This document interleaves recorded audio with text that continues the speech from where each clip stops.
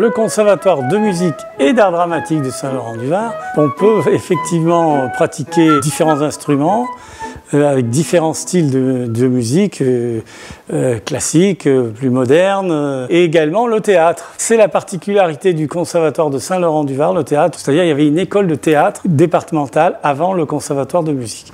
Et donc on a regroupé les deux dès mon arrivée.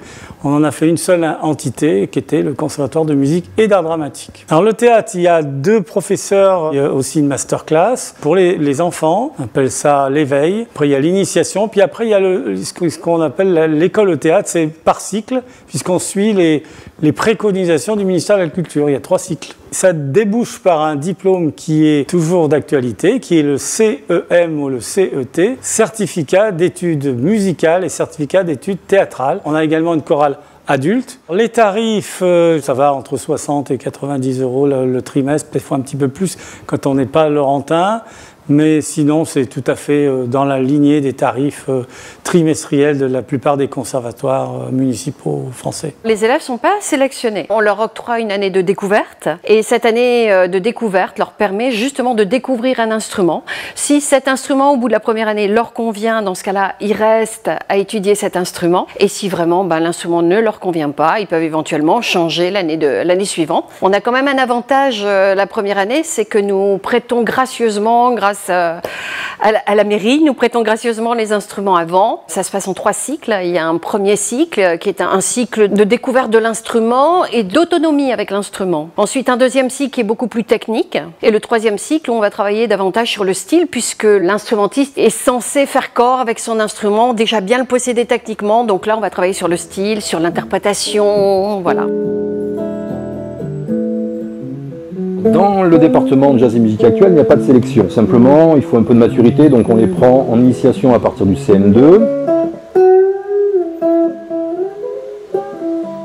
On prend tout le monde, de façon à ce que tout le monde ait sa chance pour pouvoir travailler le jazz et la musique actuelle.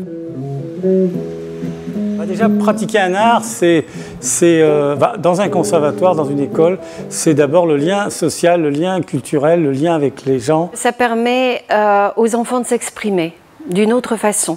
La musique est un langage, donc moi je pense que c'est une bonne chose. Un enfant qui pratique la musique, ça lui permet de rencontrer d'autres personnes. La musique actuelle et le jazz se font en groupe. On apprend l'humilité, on apprend le respect. L'objectif du Conservatoire de Saint-Laurent, c'est évidemment faire de la qualité. Je dis évidemment parce que c'est pas toujours la qualité d'abord, mais la qualité dans la joie, la bonne humeur et le plaisir de faire de la musique et du théâtre ensemble.